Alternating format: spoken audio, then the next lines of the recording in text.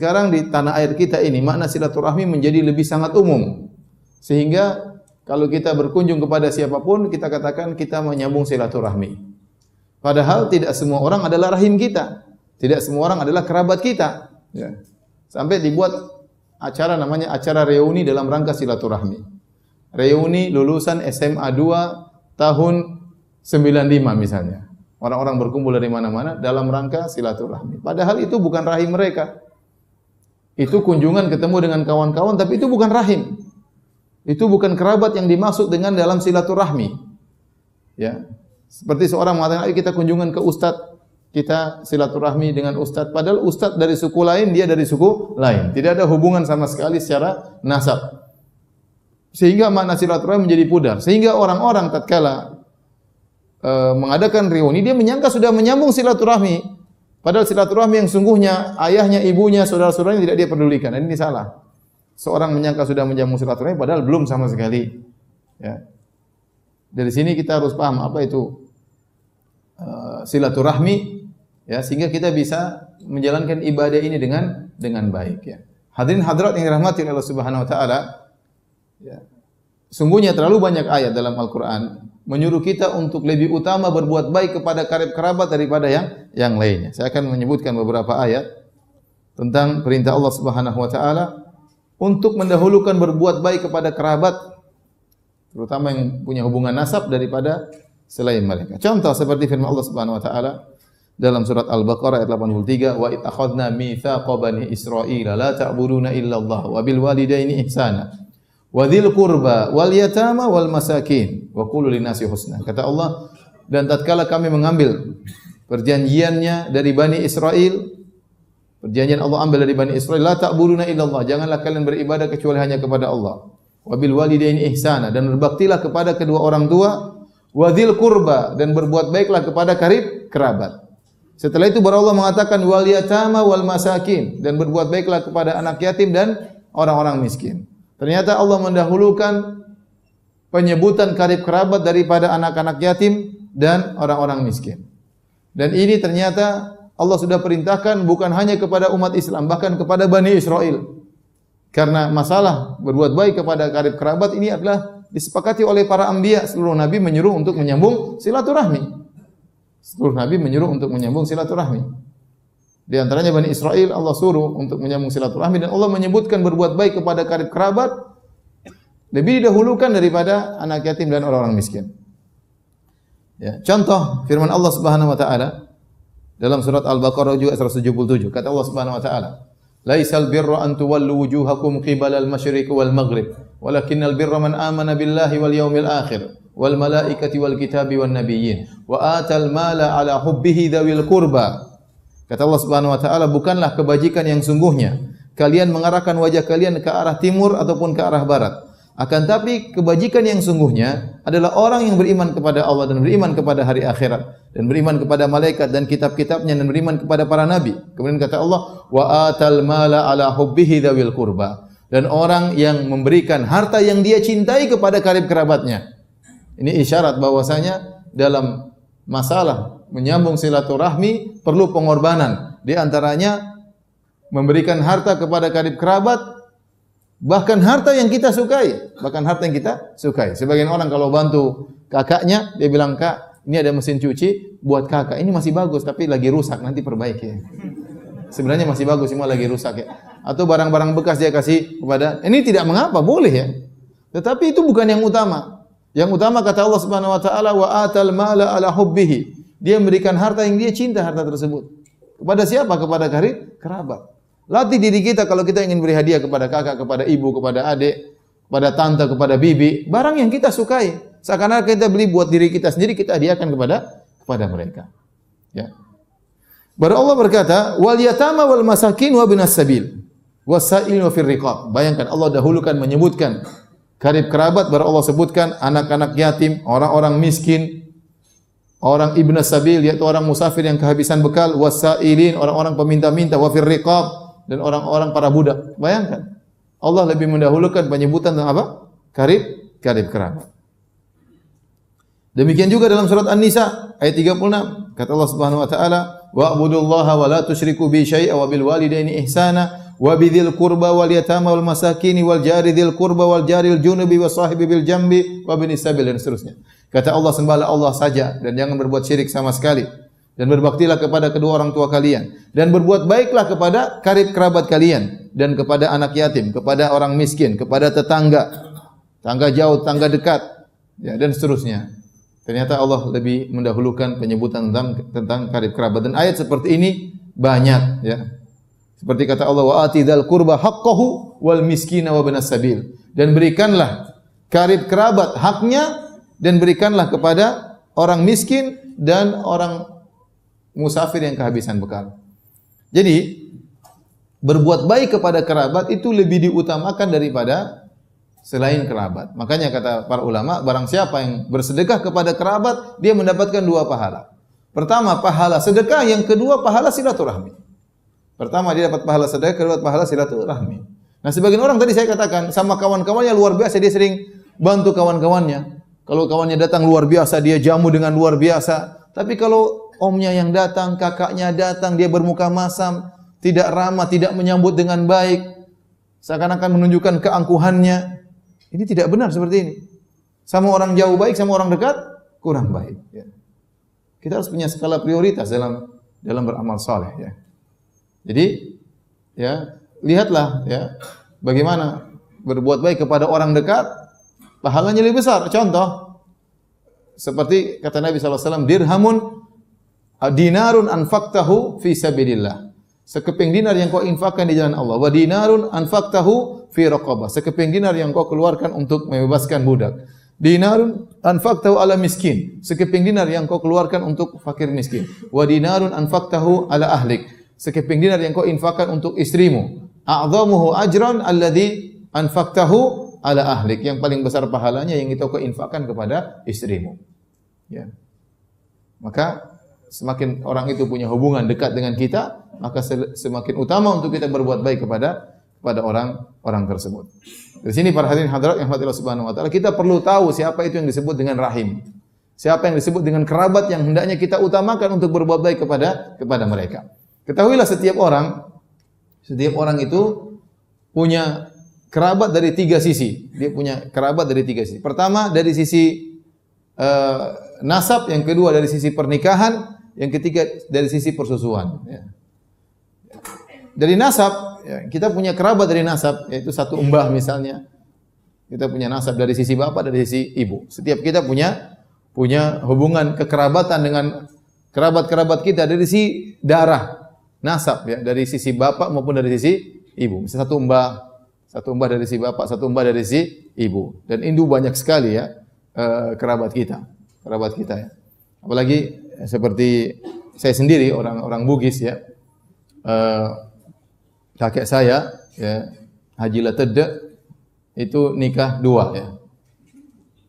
Kemudian dari 2 istri tersebut punya anak-anak yang banyak. Kakek saya kalau tidak salah dari istri kedua kalau tidak salah. Kemudian kakek saya juga nikah 2 kali. Istrinya juga 2. Ya. Istri pertama, istri kedua. Bapak saya dari istri kedua. Kemudian bapak saya nikah dengan ibu saya, lahirlah saya. Bapak saya nikah lagi sama perempuan yang lain, lahir saudari perempuan sebapak dengan saya. Itu waktu kita kumpul, saya ketemu dengan om saya, dibuat buku silsilah keluarga tebal banget, ya. Ya. Tebal banget. Jadi buyut saya poligami, kakek saya poligami, ya. Tapi seperti saya katakan, poligami tidak keturunan, ya. Yang keturunan itu gula, ya. Tapi kalau bakat ada.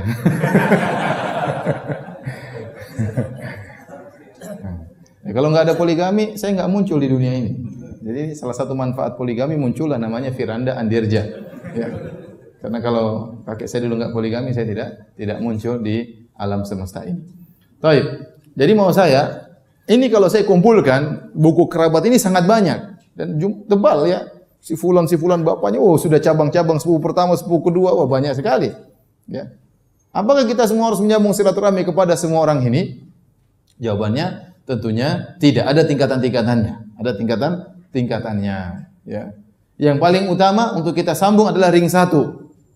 Ring satu maksud saya siapa? Yaitu bapak, ibu, kakek, nenek. Ya. Kakek nenek dari si bapak, kakek nenek dari si ibu. Kemudian ring satu adalah saudara-saudara bapak, saudara-saudara ibu. Om, tante, bibi, pak de, bule, dan selanjutnya. Ini dari sisi bapak dan sisi ibu. Kemudian yang paling penting saudara-saudara kandung kita. Saudara-saudara kandung kita. Ya. Kemudian ponakan-ponakan kita.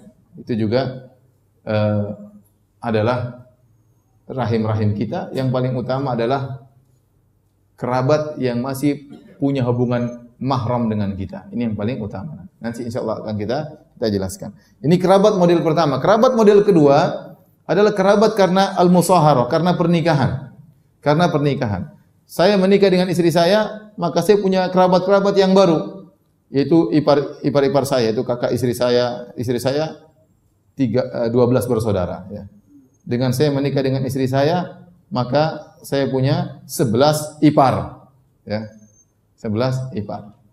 Kemudian ya, saya punya mertua, ibu mertua. Ya.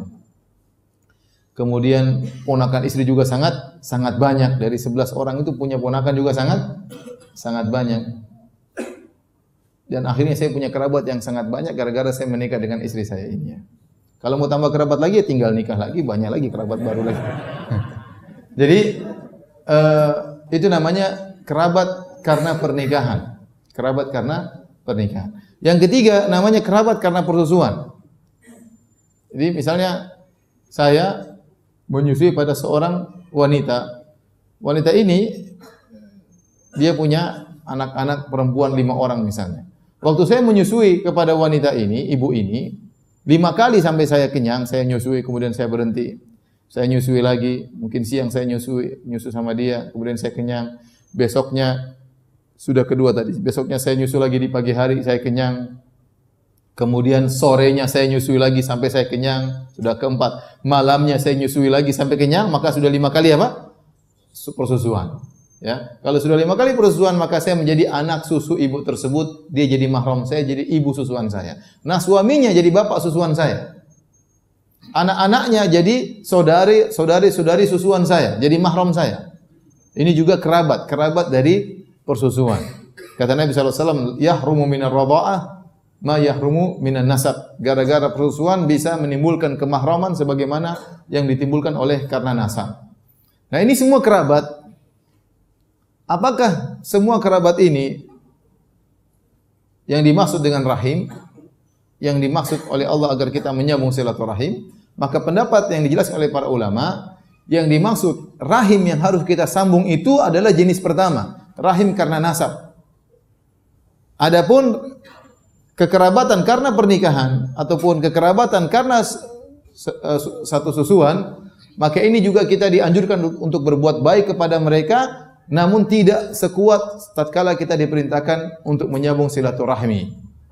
Kenapa? Karena silaturahmi diambil dari kata rahim, yaitu kita satu rahim dengan orang ini, satu mbah. Dari sisi bapak maupun dari sisi ibu. Ya.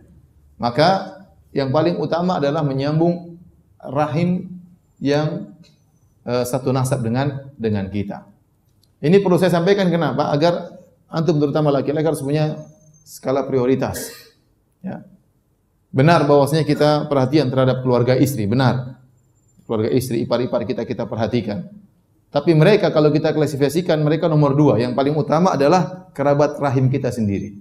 Kakak kita, adik kita, ibu kita, bapak kita, tante kita, bibi kita. Ini yang paling utama. Kerabat istri kita berbuat baik kepada mereka.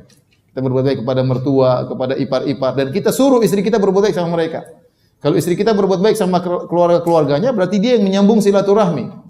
Dia berbakti kepada ibunya, dia berbakti kepada bapaknya. Tapi kita terhadap keluarga istri, ya, nilainya tidak seperti tatkala kita terhadap keluarga sendiri.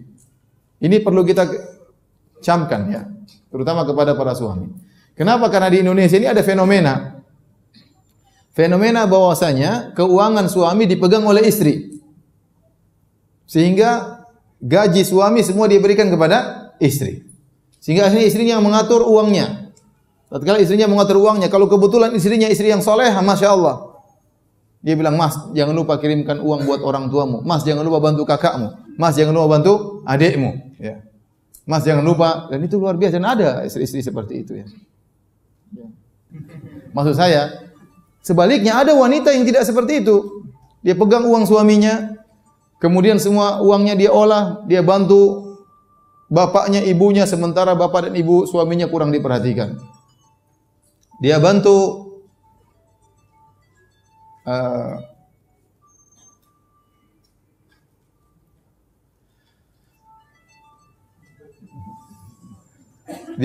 keluarganya, ya dia bantu ponakan-ponakannya, tetapi keluarga suami dia kurang perhatikan.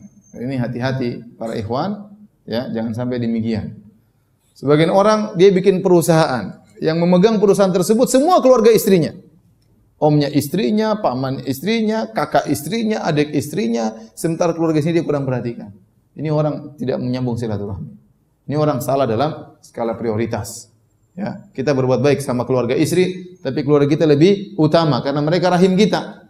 Ya, jangan sampai istri kita mengajari kita untuk pelit kepada kerabat kita yang sesungguhnya. Ya, maka saya katakan meskipun keluarga istri adalah kerabat, demikian juga saudara sepersunan adalah kerabat, tetapi yang dimaksud dengan silaturahim dalam ayat-ayat Al-Quran adalah rahim. Rahim mana rahim tahu? Rahim wanita yang ada hubungan darah dengan kita. Itu yang lebih utama. Dan tentunya kita sebagai seorang suami yang baik, kita juga menganjurkan istri kita untuk menyambung silaturahmi dengan kerabat-kerabatnya. Kita kasih uang kepada istri kita, ya berbuat baiklah kepada orang tua. Mau kita kasih uang kepada istri kita, berbuat baiklah kepada kakak dan adikmu, enggak apa-apa. Tapi harus kita tahu yang lebih utama adalah kerabat kita. Ya, jangan sampai kita salah dalam hal ini. Taib. Hadirin dan hadirat yang dirahmati oleh Allah Subhanahu wa taala, ini adalah penjelasan tentang makna rahim. Jadi kesimpulannya, siapa yang dimaksud dengan rahim kita? Rahim kita adalah kerabat kita yang satu rahim dengan kita, yaitu yang punya hubungan nasab dengan kita dari sisi ayah maupun dari sisi ibu. Yang saya katakan yang paling utama ring satu. Siapa ring satu tersebut? Saya ulangi. Ayah dan ibu kita. Kemudian kakak dan adik kita, kandung. Ya, ini yang paling utama. Kemudian kakek dan nenek. Kemudian om tante dari sisi bapak, om tante dari sisi ibu. Ini juga masih satu rahim dengan kita. Ustaz, sepupu bagaimana? Sepupu memang kerabat kita satu nasab, tetapi dia kurang kuat. Dia sudah ring 2. Sepupu sudah ring 2. Yang paling utama adalah ring 1. Nah, semuanya kita bantu, tapi ada prioritas. Yang paling utama adalah ring 1. Kita perhatikan bagaimana kondisi mereka. Kalau bisa kita bantu, kita kunjungi mereka, ada pertemuan dengan mereka. Dan kalau semuanya kita jelas nyambung, bahkan kepada sepupu, kepada yang lain, tapi saya katakan yang wajib, kata para ulama, yang wajib inilah, yang ring 1 inilah. Inilah yang wajib harus kita telepon, sengaja kita datangi, sengaja kita kunjungi, sehingga kita tengok-tengok bagaimana kondisinya. Ya, yang lainnya tidak mesti seperti itu. Sepupu mungkin kita ketemu setahun sekali, mungkin kita ketemu ada acara tertentu, kita telepon jarang-jarang, tapi yang ring 1 ini harus sering. Yang ring 1 ini harus sering.